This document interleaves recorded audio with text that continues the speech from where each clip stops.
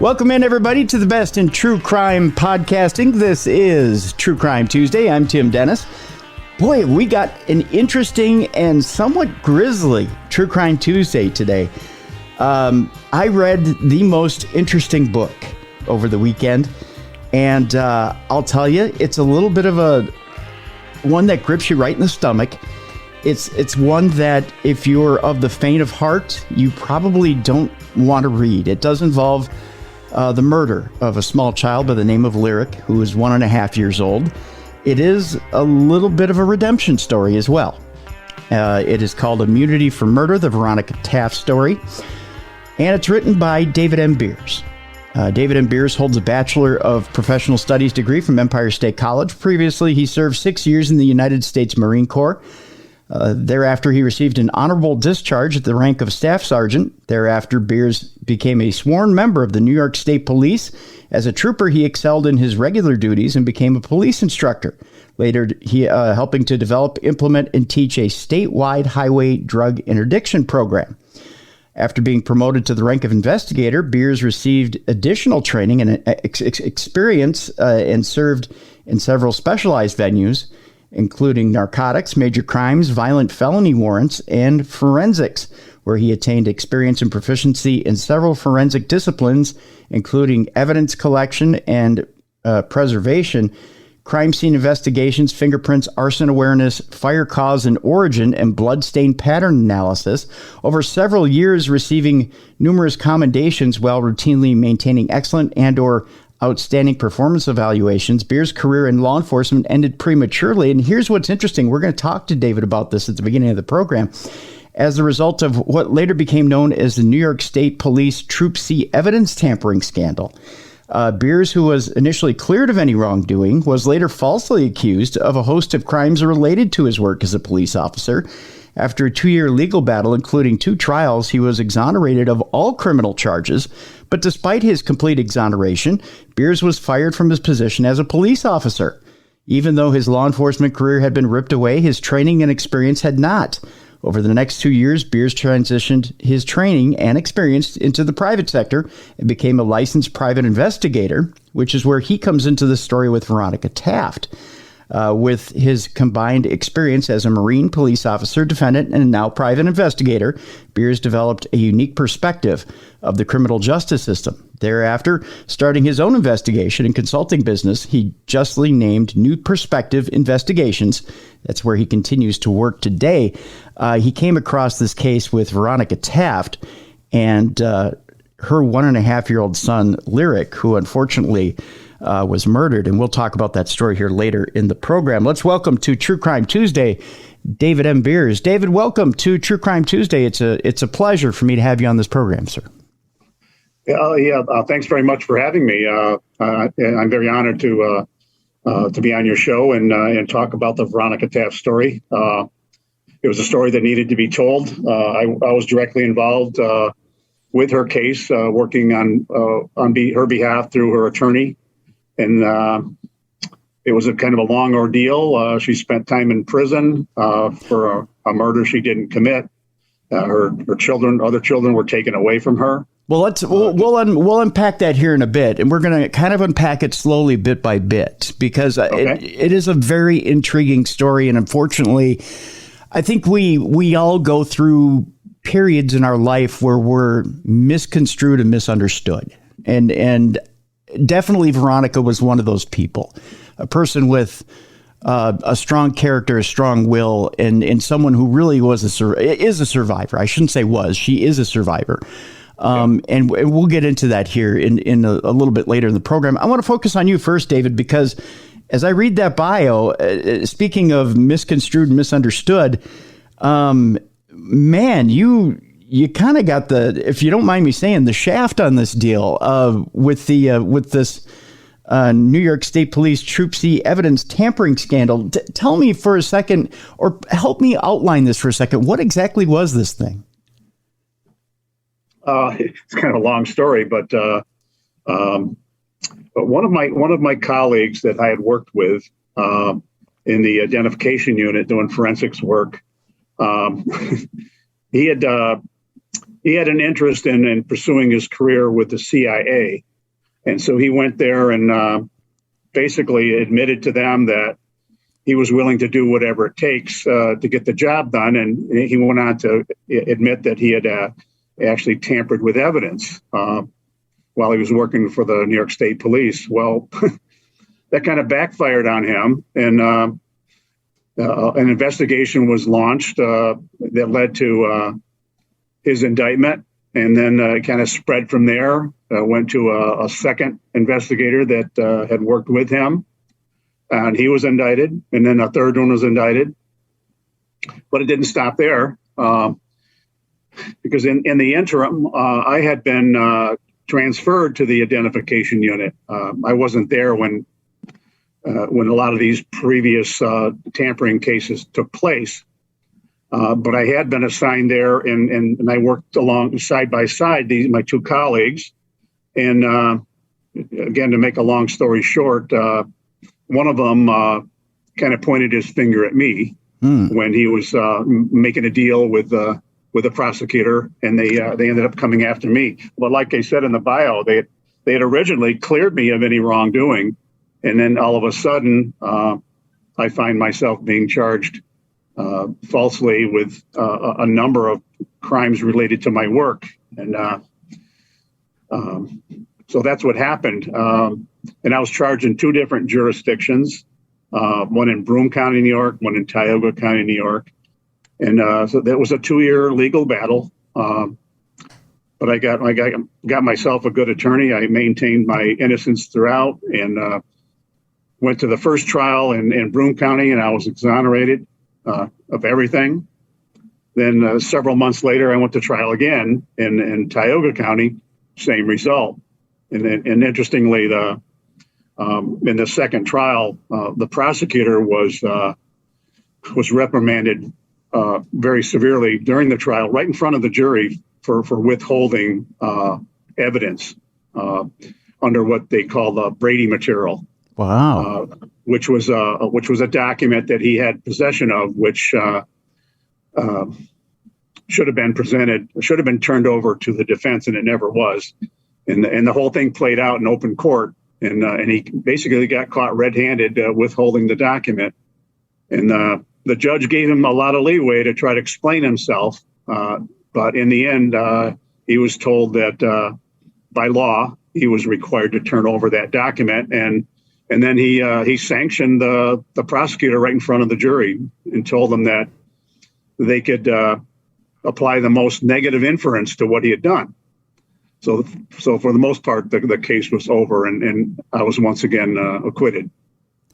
David, I have to ask you this right off the bat. How common is this that a prosecutorial lawyer will try a trick like that? Because it seems to me that I'm hearing this more and more these days, that the story will be shaped in a prosecutorial way to try and win a case, especially when it's an elected position, to try and get more and more wins to try and get to that next term. Yeah, it all boils down to the individual prosecutor. Some of them are, I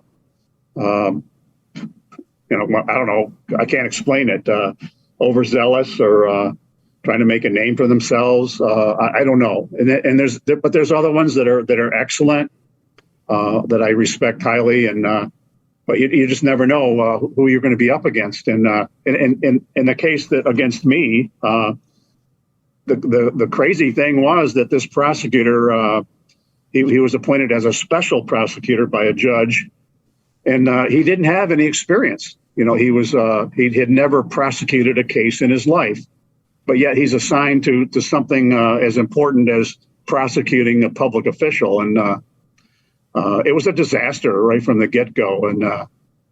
And to me, it was like he was hell-bent on putting as many cops in jail as he could. And but I challenged him and went to court, and basically I sent him home with his tail between his legs. So, so you win that case, but yet you still lose your job. Yeah, the bizarre thing there, Tim, After all the criminal charges were over with, they decided to, they were embarrassed, that they didn't get a conviction. So they brought me up on administrative charges that were identical to the criminal charges. But the only difference was the case was presented to a tribunal comprised of my own accusers. So it was like fighting City Hall. And so they found me guilty and fired me. Wow. Which is bizarre. I mean, you have all these skills, you have all this training. You've basically been setting up these programs. Yet, why the backlash? Why? What is it on that side that they've got this bone to pick with you? I wish I knew. I think a lot of it, Tim, had to do with a special prosecutor himself. He was just running with anything he could, and the state police were just giving in to anything he wanted, and he wanted me for whatever reason. And but when I was acquitted the second time, that pretty much brought an end to his investigation, and then it ended shortly after that. So, but I think they felt pressure by the prosecutor that if they were to hire me back or let me have my job back, he would have kept it going.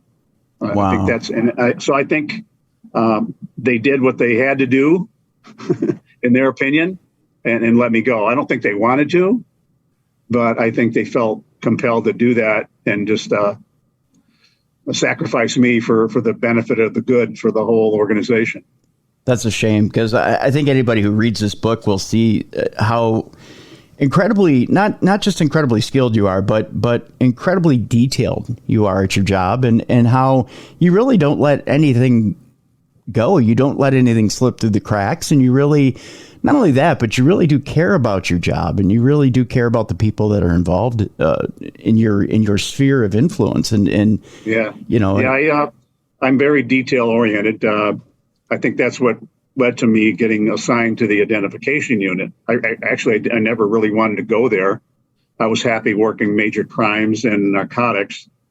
And as it turned out, I ended up working with these colleagues that were tampering with evidence. And because my name appeared on some of the documents that cases that they had tampered with, they just kind of grouped me right in with them. No, that's a shame. That's a shame. So from there, you decide, well, everybody's got to eat. You've got to do what you've been trained to do. And by gosh, you've got, decades of experience here. And so you turn to become a private investigator, which is probably the best way to continue. And I think, it's for the best, because you're now serving people who definitely need you. And one of those people that definitely needed you was Veronica Taft. And that's the basis for this book, Immunity for Murder, the Veronica Taft story. David, tell us a little bit about, first of all, let's set it up by telling people a little bit about who Veronica Taft is, and then we'll get into the scenario of that fateful day of what exactly happened. Who was Veronica Taft, or who is Veronica Taft? And let's set up for people what happened that fateful day. Yeah. Veronica, at the time that this happened, she's 23 years old, white female, and she had 4 young children, all under the age of 5. She grew up in a kind of a modest middle class home up in Whitney Point, New York, which is just north of Binghamton, New York. And for those who don't know where Binghamton is, it's kind of located in south central New York, about 200 miles upstate from New York City.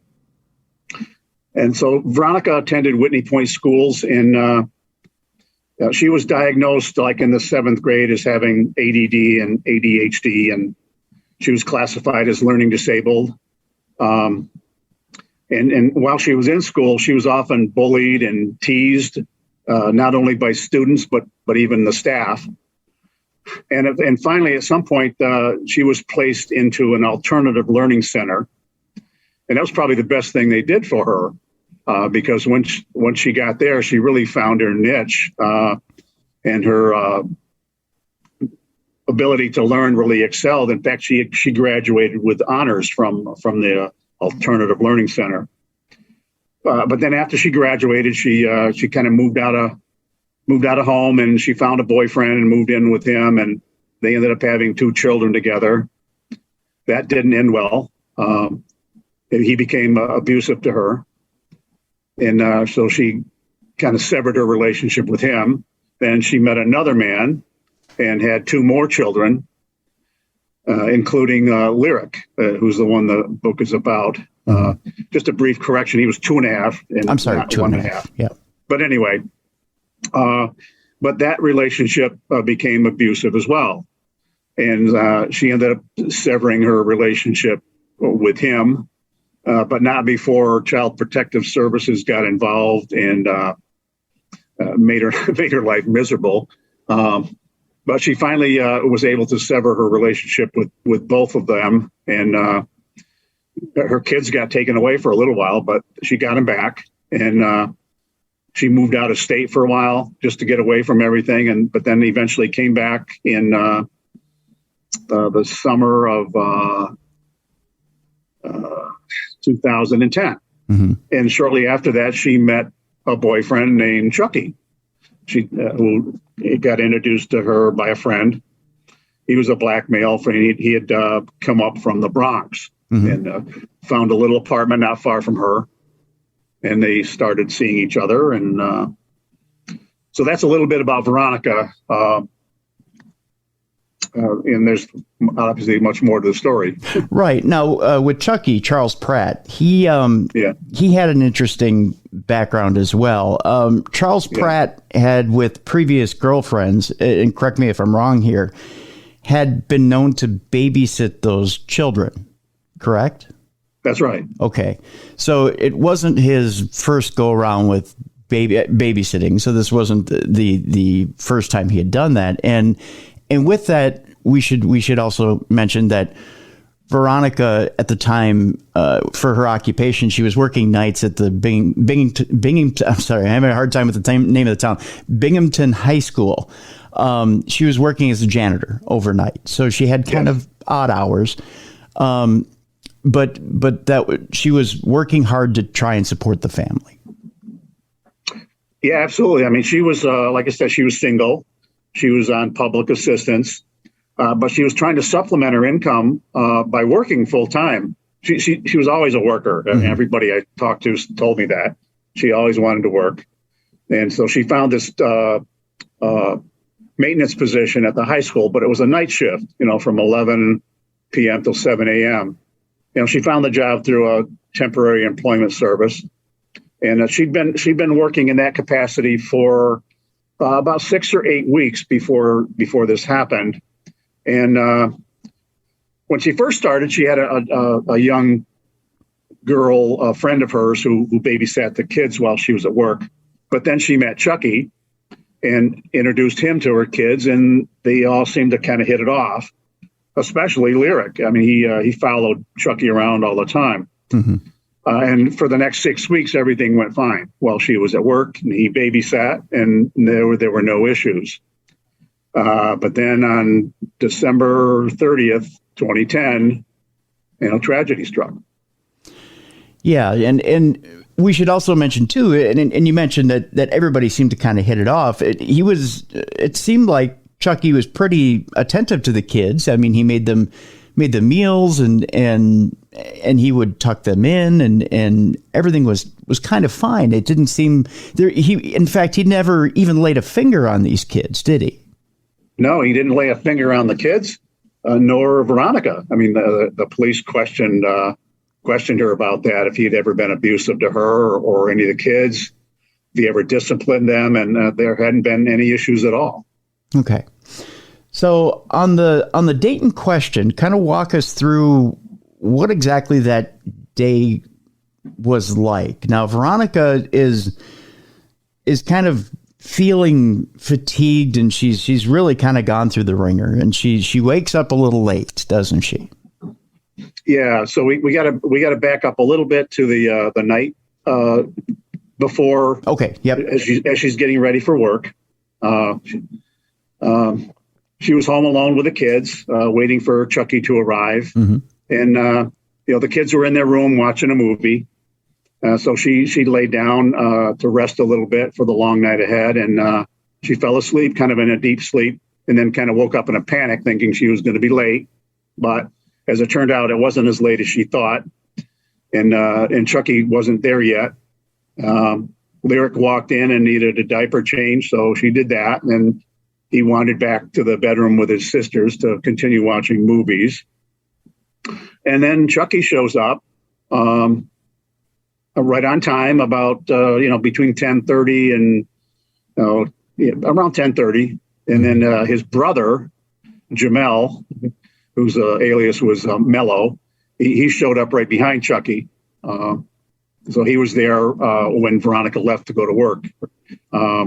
So around just before 11 o'clock, her ride shows up. One of her coworkers at the high school picked her up. And then she left, goes to work. And so Chucky's there with the kids and his brother. So he fixed the kids a kind of a late night meal. That was kind of a standard thing that they did. Veronica liked keeping her kids on her schedule, so she kept them up late so that they would still be sleeping in the morning, so she could get some more rest. So that was pretty normal. So he fixed dinner for the kids, macaroni and cheese and tater tots, and I think French fries, and fed the kids, fed himself, fed his brother. And then he got a call from Veronica after she got to work, making sure he'd fed the kids and that they were okay. And he assured her that they'd all been fed, they all ate, and now they were in their room watching their movies.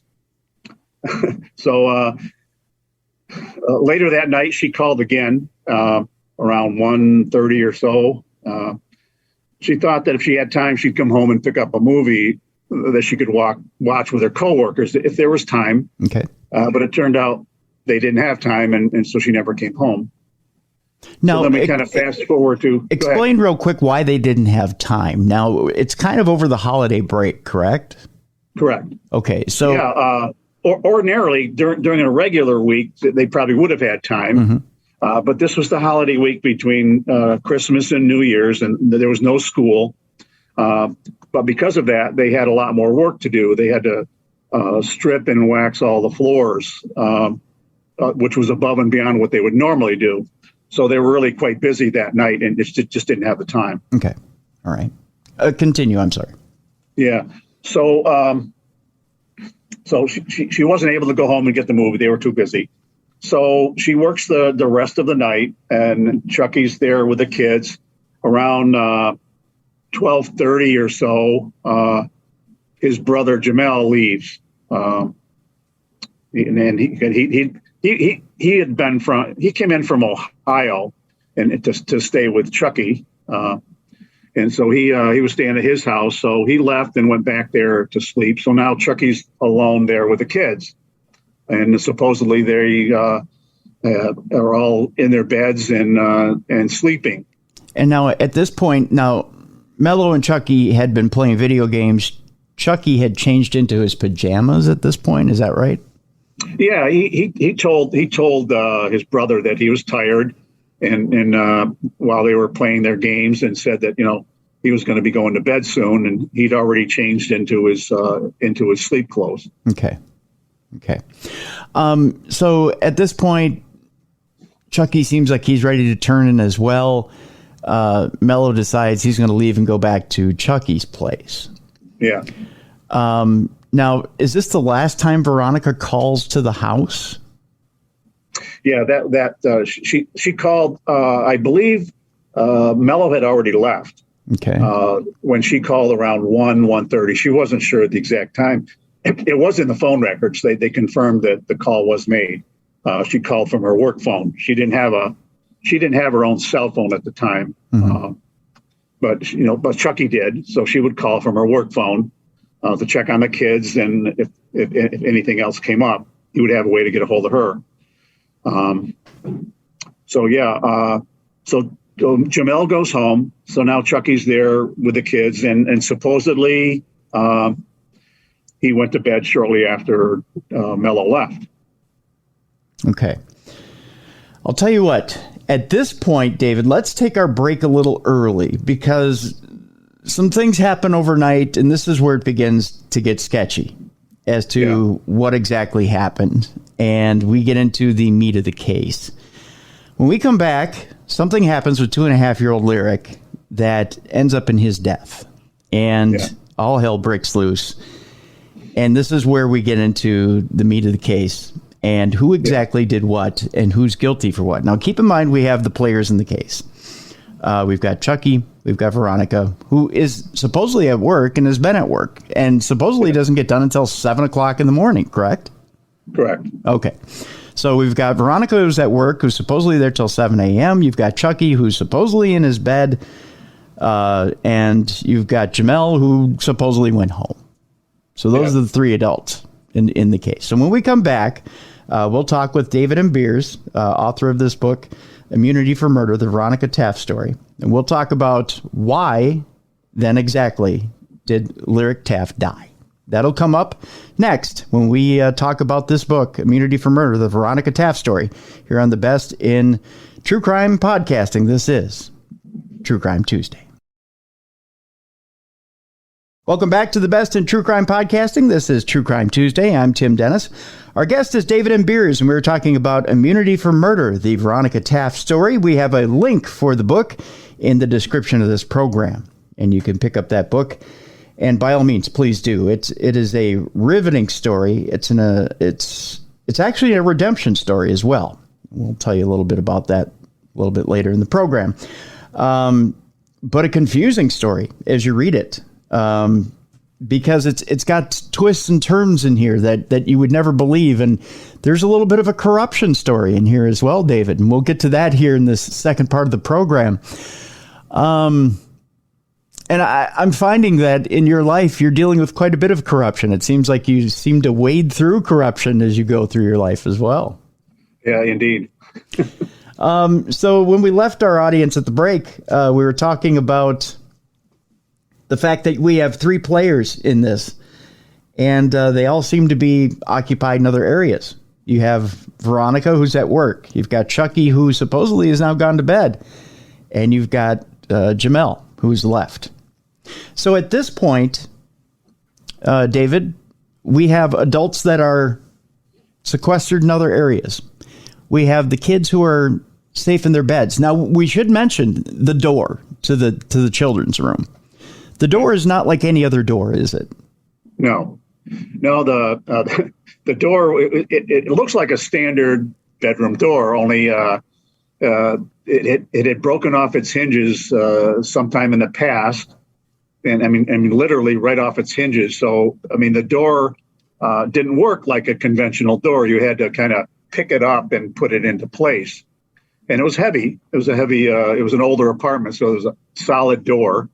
But if the door was up in front of the kid's bedroom, it was hard for them to come and go. Even though Veronica's oldest daughter was capable of moving it out of the way if they needed to get out. So that's the story about the door. Okay. So we're now deep into the night, and it seems like all is quiet. At what point now, Veronica has into the early morning hours, Veronica's come home, but she's come home a little early, hasn't she? Say that again? After we've gone deep into the night and come into the morning hours, Veronica has come home early, hasn't she? No, she didn't come home early. She didn't come home early? I thought she had. No. Didn't she? She worked until 7 o'clock. Okay. And then her coworker that usually drives her home had another appointment, so she had to walk home. Oh, she had to walk home. All right. Yeah. I thought she gets home about 7:30 or 7:15. Oh, I thought I had read that she had come home early because of that. No. Oh, okay. I'm mistaken then. Sorry, my bad. Okay, so she got home at about 7:15. As she comes home at 7:15, there's something a little odd about what happens with that.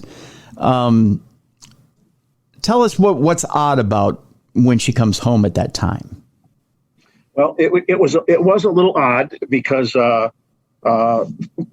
and she didn't realize it at the time, but when she got home and Chucky was right there at the door and greeted her, which was unusual. Usually he was still in his sleep clothes in bed when she got home, but this day he was up and dressed and met her at the door.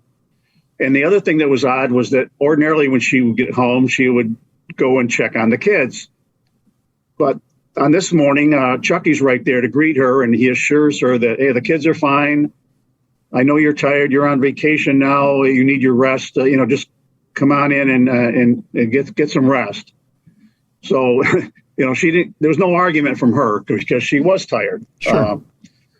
She's tired from working all night, and then just a few days before, she'd had a miscarriage, and she was still pretty weak from that. So she took him up on his offer that everything was fine, and she went in to lay down, and he joined her, and they talked for a little bit, and then she fell asleep, and then woke up probably around the 10:30 time frame, and she heard the girls awake, and she asked Chucky why he hadn't gotten them up yet and fed them. That was usually his job. Mm-hmm. And so she started to get up to go check on the girls, and he flew right over her and went in there himself. And he comes back almost right away and tells her that Lyric's not waking up. He's blue. He's cold. Of course, she started freaking out. What do you mean he's cold? He's not. What do you mean he's not breathing? No, bring him to me. Mm-hmm. So he runs back to the room, and just so that everybody knows that all the kids slept in one room. Okay. There was a bunk bed where there was a bigger bed on the bottom where two of them slept, one of them on the top bunk, and then the baby slept in a little pack and play in the same room. So anyway, so Chucky comes back with Lyric. Gives him to his mom, and she's slapping him, trying to wake him up. And he's cold, he's purple. And she starts screaming, call 911. And then, so Chucky dialed 911, and then she just snatched the phone away from him and made the call herself in hysterics. The call was really, she was really in hysterics. Mm-hmm. And then, we need to do CPR. And then she flew down the stairs with the phone, still on the phone, and yelling out in the street, call the cops. Anybody know CPR? And a neighbor heard her and came right over and ran upstairs with her. And together they started doing CPR on Lyric. And in the meantime, the 911 dispatcher got a hold of an ambulance, and they were on their way over. And they arrived within a matter of 2 or 3 minutes. They were pretty close by, and they ran upstairs and took over. But it was a very dire situation, and the lead EMT just grabbed them in his arms and down the stairs and into the ambulance. And Veronica was right behind him, and she got in with him, and they were off to the ER. Who was the first one to notice anything about Lyric? Anything unusual about Lyric?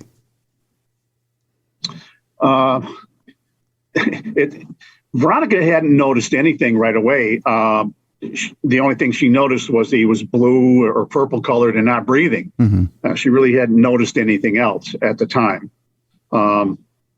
Chucky also claimed that he only saw some bruising when he went to pick him up, and that he was wearing Lyric was wearing the blue jeans and a hoodie, which was also pretty odd. But nobody seemed to pay attention to that at the time.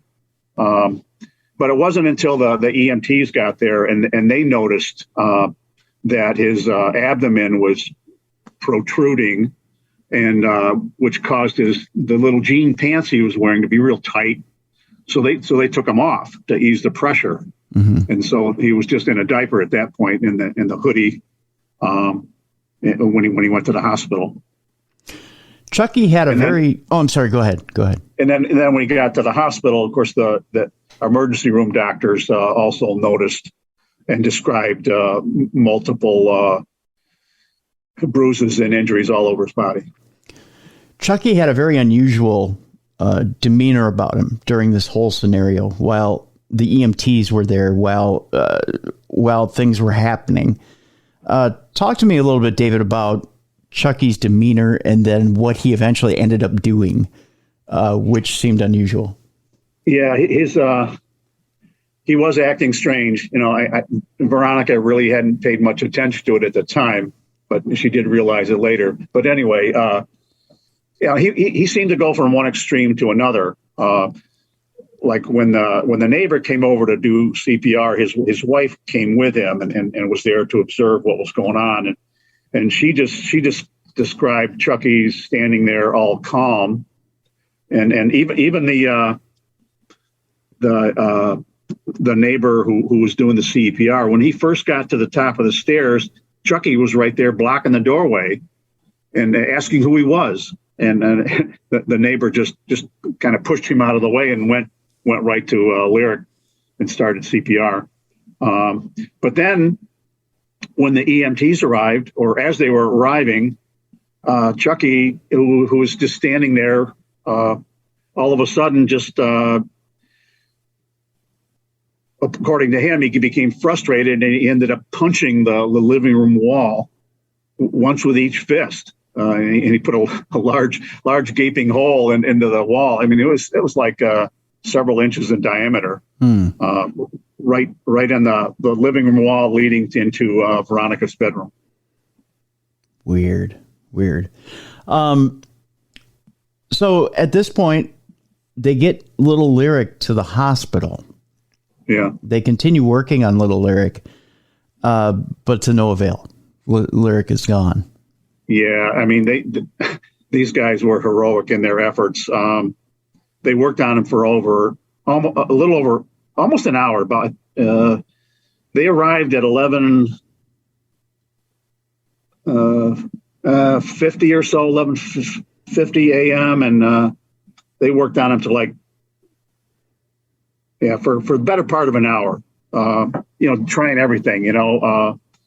Warm compacts and warm saline solution into his stomach. But, when he first arrived, they took his body temperature and it had already plunged down to 86 degrees. So we're talking, 12 and a half degrees. Yikes. And then as they started to see early signs of rigor mortis and his temperature continued to drop, and there was never any signs of a pulse or respirations or anything. And of course, they had a monitor on him, and that remained flatlined throughout. So finally, they were forced to make the call, and I think it was around 12:06 in that neighborhood that they pronounced him dead. Mm. So Veronica went with Lyric to the hospital. Yeah. Where was Chucky at this time? He was back at the scene on the phone to his brother, asking for an attorney. That's a little unusual.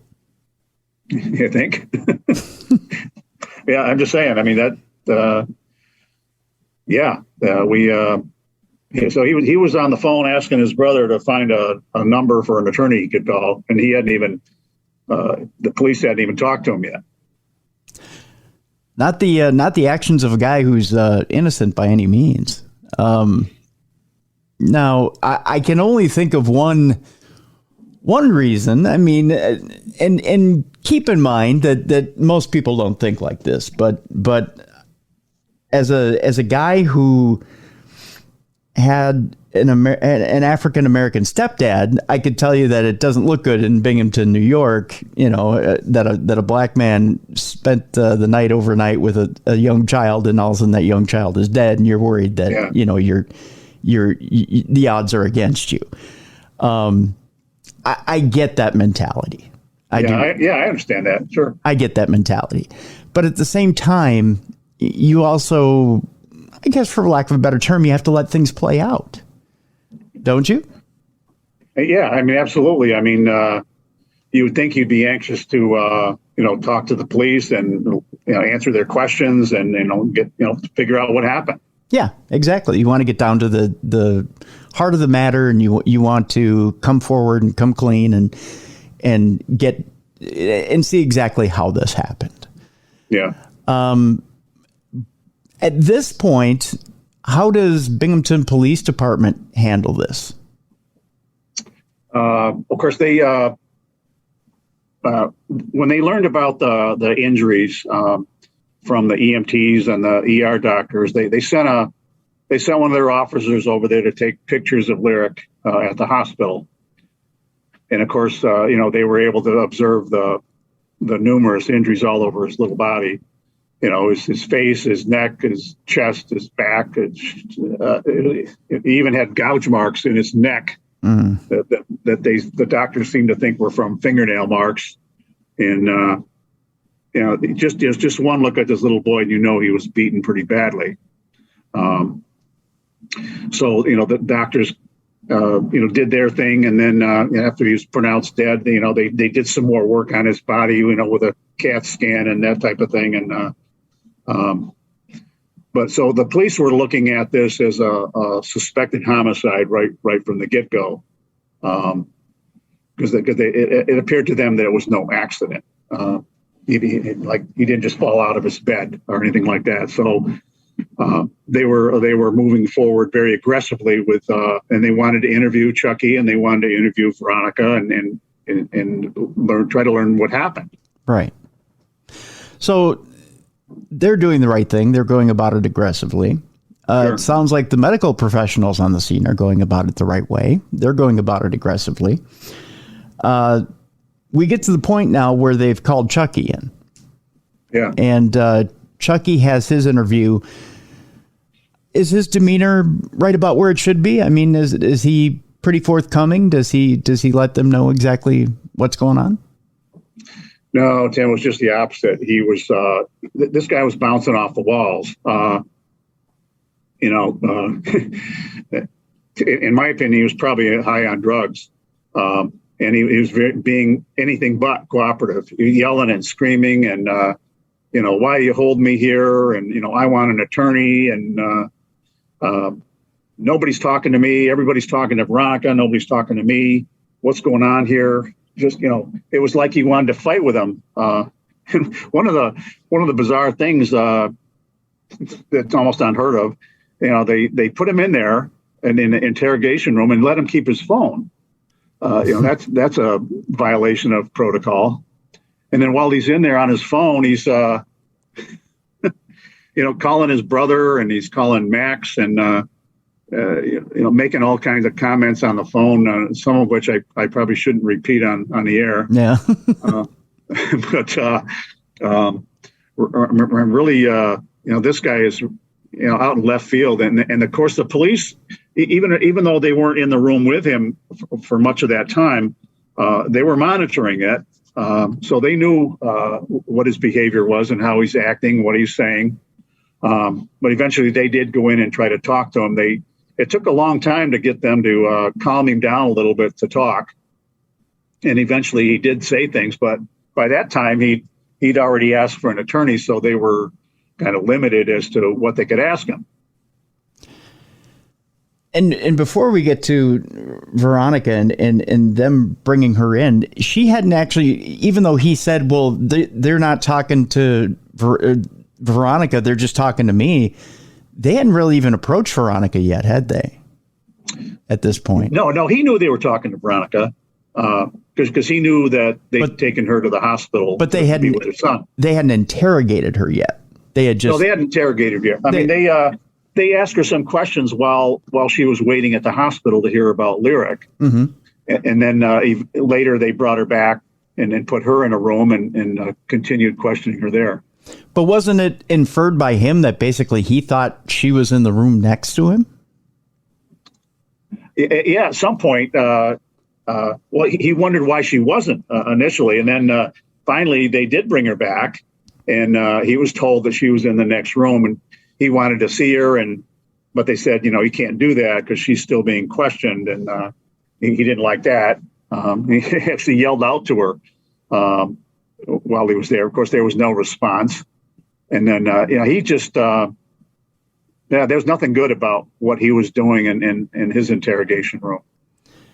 And like you mentioned, at one time he wanted to lawyer up, but then in the next split second, when he wanted to lawyer up and then they wouldn't say anything to him, he volunteered to spill everything. He finally opened up and said, what he was doing that night when he got there and when Veronica left and fixing the kids their dinner. And, so he laid it all out on the table. But, didn't make didn't say anything incriminating at all. Right. It was just his version of the story. His version. Yeah. Yeah. So we get to the point now where BPD decides that they want to talk to Veronica in a formal setting, in an interrogation room. Right.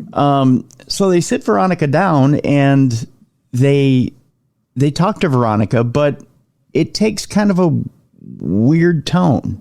Why is that? They didn't treat her too bad during her first interview. But she was being very cooperative, trying to answer all of their questions as best she could. Mm-hmm. Keeping in mind she just found out a few minutes earlier that her son had been killed. Right. So that had to be pretty traumatic. But yeah, she came in. She was cooperating, answered their questions, and at one point she even wanted to make it clear to them that she had nothing to do with it, and she offered to take a polygraph, but they never did that, mm-hmm. Which really surprised me. I mean, usually they're the ones asking the witness or the suspect to take a polygraph. So they interviewed her for 4 hours. Wow. And then she leaves, and then CPS was there because of the other kids, mm-hmm. so they had to interview her. So she went through a lot in a short period of time, within hours after her son died. So it was pretty brutal. There was even allegations against Veronica that at times she was a former prostitute, at times that she had used drugs. She had volunteered to take a hair sample to prove that she hadn't used drugs. Yeah, I mean, there was this group of so-called friends of hers that had filed complaints against her time and time again. They had an axe to grind. They had falling out with Veronica a long time ago, and they were just trying to make her life miserable. So they'd make these hotline calls to CPS, and of course CPS did the responsible thing, and they'd go and investigate. And they were accusing her of all kinds of stuff. She was a prostitute. She was a streetwalker, and she did drugs. She hosted drug dealers. She cooked crack in her bathtub. She was abusing her kids all the time. They were filthy. Their bathwater was black. I mean, they just, everything you could think of. And of course, CPS would go unannounced and check on these allegations every time. Never once finding anything wrong with her kids. No neglect, no abuse, no injuries, no bruises. And they even did on-the-spot drug tests of Veronica, and never once, in all the times they were there, did she ever test positive. So all of those complaints that they filed none of them were all unfounded. Yeah. So she goes for this second interview, and this is where things start to get weird. And that's, I guess, the best way I can put it. They start to get very odd. It becomes adversarial, where the first time was more sitting down and getting her information. And like you pointed out, she volunteered to take a lie detector test. Yeah. And it wasn't adversarial on her part. She's still cooperating. She's still saying, I'll do anything to prove to you. And in her court, she's coming forward and she's saying, listen, I would never do anything like that to my child. What do I need to do? Now, there's something here I want to mention. and I'm going to backtrack a little bit. There's an autopsy that's done here by, I believe it's a Dr. Terzian, correct? Yeah. Okay. Dr. Terzian comes up with a formula. And you had mentioned it earlier, having to do with the body temperature of little Lyric, 86 degrees. Yeah. And it had to do with, I believe it's the formula is 2 degrees per hour. Is that what it is? 2 degrees per hour? There's the standard formula that is used for an average sized adult is 1.5 degrees per hour. The rate of cooling after a body dies, after someone dies. Okay. But with a child, he told the police that it could be 2 hours or even more, or 2 degrees or more, for a small child, which is obviously much. Lyric was only like 33 pounds, mm-hmm. where an average size adult's like 150 pounds. So the standard formula for the adult was 1.5 degrees per hour. And so based on that, the doctor calculated and estimated the time of death between 3 and 4 a.m. Right. And as soon as they learned that, the first thing they did was they ran over to the Binghamton High School to try to corroborate Veronica's alibi, because she told them that she'd worked all night from 11 to 7. Mm-hmm. And sure enough, they were able to verify her alibi 4 different ways. So there was never any question that she had worked all night, like she said. So at this point, you would think that there really shouldn't be much argument from the Binghamton Police Department. There shouldn't be really any reason for them to turn their investigation her way. But that's the furthest thing from the truth in this scenario. It seems like at the end of the second interrogation, they very much became adversarial with her, didn't they? Absolutely. I mean, the first part of her interview started out as a pretty normal recap of what she told them in her first interview. And then they actually prepared a written statement for her, and she did that and signed it. So she assumed she was done. But then they came back in, and that's when like I wrote in the book, the tides had turned, mm-hmm. And the line of questioning started to change, and then became, like you said, adversarial. They weren't accusing her formally accusing her of anything, but the inference was there, and she knew that. And so the latter part of that second interview didn't go well, and but she stood her own, and it finally came to a point where she'd had enough. She just stood up and said, "I'm leaving," and she walked out. And I don't blame her. And note my facetious tone here, David. And of course, they called Chucky in for a second interview, didn't they? Yeah. But he refused to come in. Of course he did. He wasn't going to go back in. No, and he was trying to convince her not to go back in. Now, tell me how that happened. How is it that now we should set the scene as well. Veronica did tell the police that she was going to try to get a hold of Chucky because she wanted to hear it from him personally that he had killed Lyric, right? Yeah, I mean that's how she left it after her first interview. She told the investigator that she was going to try to connect with him and see what she could learn and report back to them. So when they went to look for her to ask her to come in for her second interview, she wasn't home. As it turned out, she never went back to her apartment. She said it was too painful. So they ended up looking for her at Chucky's place, and that's where she was. So that's where she was. She'd gone over there to try to learn what she could from Chucky, and she happened to be there when they came looking for her. And she agreed to come back in for the second interview, but while they were there, they asked him, and he wouldn't do it. But when they asked her, he was kind of whispering in her ear, that trying to convince her not to go. So from the outside looking in, it looks like maybe, I don't know, as a police officer, do you think the two are in cahoots at that point, if you're on the outside looking in? I think that was part of their thought process, that she either knew what happened or was covering for Chucky, who had done it. I think they believed that she knew something, and whether she'd done it or he did it, I think they believed that she knew something and was covering for Chucky. So at this point, they turned their attentions fully on Veronica.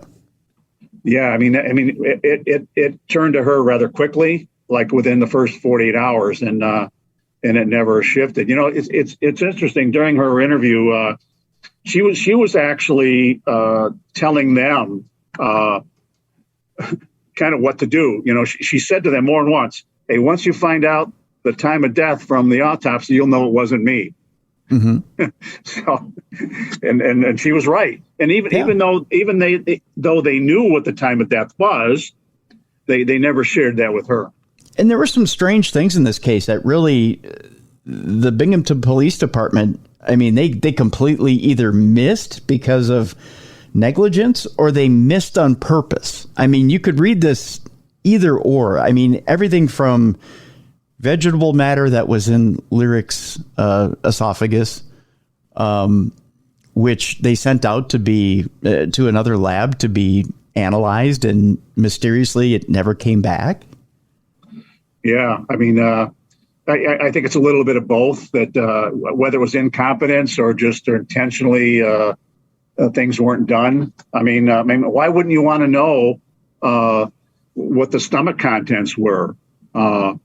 That could have helped immensely. Mm-hmm. They never did that. One of the things that's brought up as well in your book is you mentioned the scratches on Lyric's neck. Yeah. Why they never took samples from underneath Chucky's fingernails? Yeah, I mean, that was pretty bizarre, Tim. Because when Chucky was in the interrogation room that first day, they noticed his knuckles were bleeding, and of course his explanation was that he had punched the wall, which he did. But I don't think they gave it any second thought that it might have happened as a result of his attack on Lyric. And the other thing that I'm sure you know about, I don't know if you want to get into it, was that there was actually specks of blood on Lyric's diaper. I was just going to mention that. Yeah, please get into that. So when Lyric went to the ER, of course, his pants had been removed. So all he was wearing in addition to this hoodie was a diaper. And so when he got to the hospital, the hospital removed all that clothing. But there was a patrol officer there, and then he secured it all, put them all in separate evidence bags and labeled them, just exactly the right thing to do. And then about a week later, one of the evidence technicians pulls the clothing out of evidence and starts to look at it. And on the diaper, not on the inside, but on the outside of his diaper, there's these specks of blood that she described as transfer stains. In other words, it was transferred from one object to the diaper.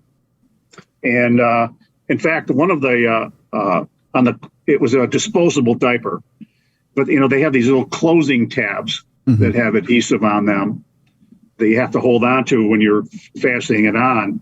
And right on one of the closing tabs was another blood stain that was crescent shaped and looked just like it came from like a thumbprint. Okay. And unfortunately, they didn't do anything with it. Bizarre. And it wasn't looked at just once. It was looked at twice.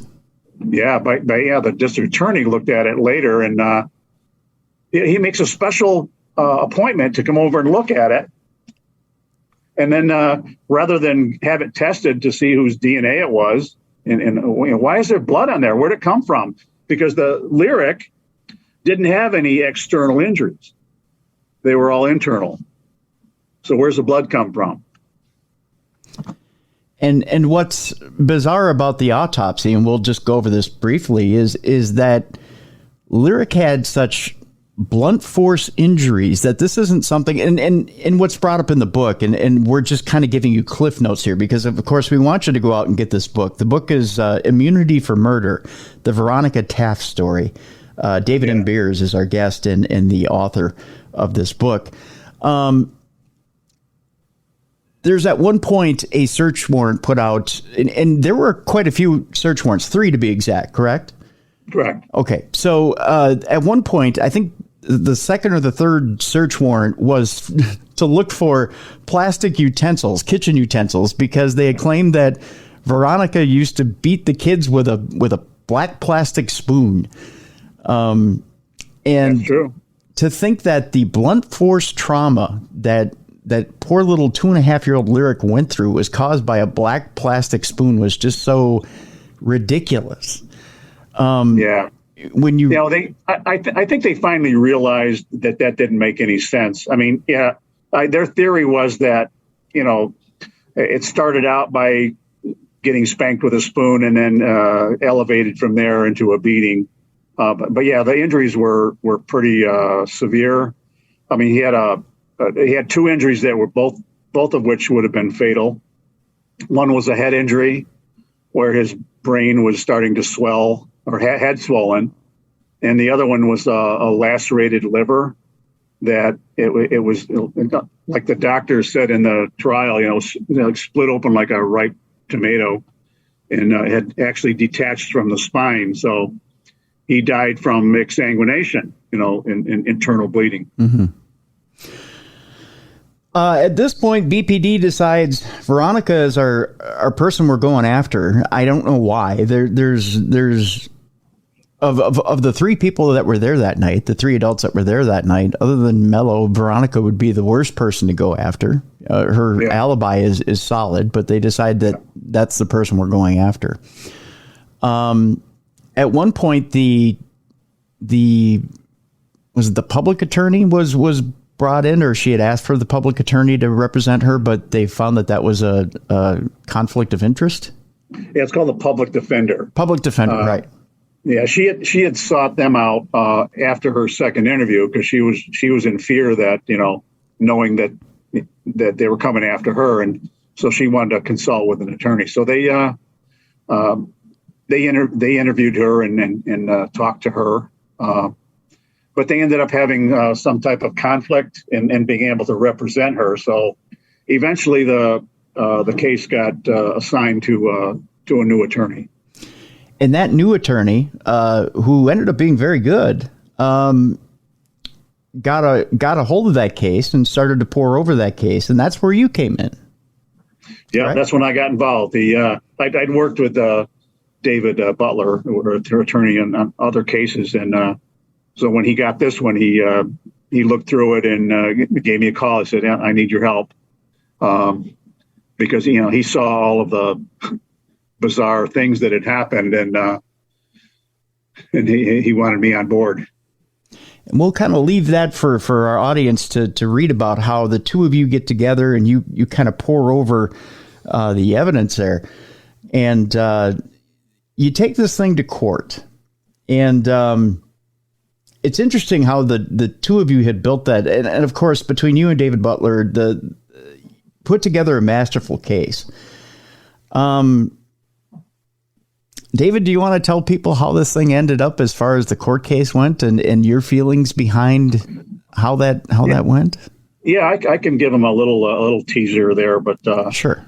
Yeah, so this finally went to trial in August of 2012, and the attorney David Butler had asked me to assist him, so I sat right at the defense table with him and Veronica. And the testimony, I think it dragged on for about 2 weeks. And it was a rather quick verdict. And so we were really blown away when they found her guilty. Wow. Off she went to state prison. And kids in foster care. And her kids were kind of scattered to the 4 winds of foster care. Yeah. Now, we should mention throughout this whole thing that Veronica's mother, Hope, had the kids from the time that Lyric was murdered, but Hope didn't get the kids, did she? After Veronica was found guilty. No, she had the kids for quite a while, and her initial plan was to keep the kids and raise them, but she had a personal issue that came up, and she wasn't able to keep the kids, so they had to find new homes for them. That's unfortunate. I'll just put it this way. There is an appeal, but we'll leave the rest for the people to read about, because there's more to the story, and there's just more to read about. There's much more to read about. This is a very interesting story having to do with Veronica Taft, and man, there's more twists and turns even than what we've talked about in this story. At one point, there's also a character by the name of Max, and I have my theory. I don't know that I should tell it on air as to why Chucky was never touched. You tell me, because we talked about it before the show, David. Should I? I don't know. I mean, I always felt there was there was definitely a drug component to this case, but I don't know if it actually related to what happened with Lyric or not. But yeah, most certainly. Chucky and a lot of his friends and associates and other players in this case all had drug convictions for various drug crimes. His brother, his friend Max. Later, there was another witness who was supposedly a friend of Veronica. He had a drug history. Mm-hmm. So, yeah, there was a number of them that had drug history. So I don't know what the... And as David mentioned, there's a twist that we're not talking about having to do with a friend of Veronica's, and we'll leave that live for the book. That throws things in a completely different direction, and should we say gives motive to Chucky? Is that a good way of putting it? To gave motive to Chucky to have done the crime. It's not a good motive. No, it's not a good motive. No. But yeah, that's a really interesting part of the story as well, as to this witness they found who was actually a friend of Veronica's. They'd had a brief relationship together, and they ended up going to him. Well, actually, he came to them because he got himself in trouble, mm-hmm. and he had a interesting story to tell. A very interesting story. So again, folks, there's twists and turns, and again, a fascinating book. I read it all in one shot. I couldn't put it down, David. I got to tell you that it was one of those, just as you think you know the story, you don't know the story. The players come in and you don't know at one point whether you think you believe one person or the other. The one thing you do know is that you know that Veronica didn't do it. Yeah, most definitely. I was convinced right from the get-go that it was Chucky, and it just troubles me that for whatever reason they turned the tides on her and convicted her. Yeah, it's very, very troubling indeed. Immunity for Murder: The Veronica Taft Story is the name of the book. It's available right now. And we have a link for it in the description of this program. By all means, click on that link. Go get that book today. It's a fascinating read. As I said, I read it from cover to cover in one shot. I didn't put it down. I just couldn't put it down. It was one of those books where not only very detail oriented, but also a fascinating read. And I even had my own theory. Like I said, I told David as to why I believe Chucky scattered to the four winds and went free, and no one ever went after him. I truly do believe that there were deals cut elsewhere that let Chucky go. Yeah, we may never know all the answers there, Tim. That's true. That's very true. David, I want to thank you very much for joining us today on True Crime Tuesday. Very fascinating. I know you have another book out there. That other book is what? Tell our audience. My first book I wrote, which actually became my inspiration to write this one, was Reign of Injustice. the Cal Harris story. Okay. That was kind of a 15-year ordeal involving 4 trials before he was finally exonerated. So an interesting story because I was involved in that one from start to finish. Wow. All right. Do you have another book on the way?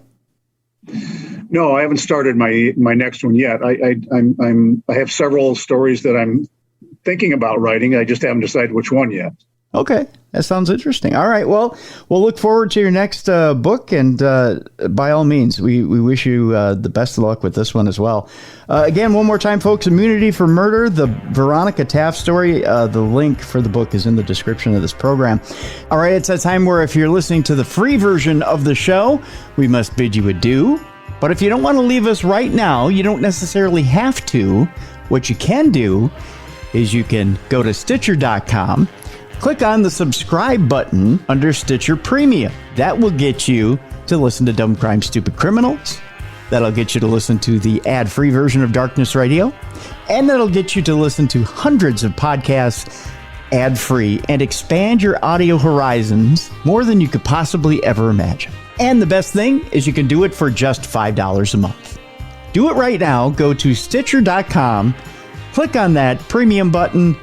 Subscribe to Stitcher Premium for just $5 a month. You'll get Dumb Crime, Stupid Criminals as far as True Crime Tuesday. You'll get an ad-free Darkness Radio. And of course, you'll get hundreds of podcasts ad-free and expand those audio horizons. Go ahead and do it today.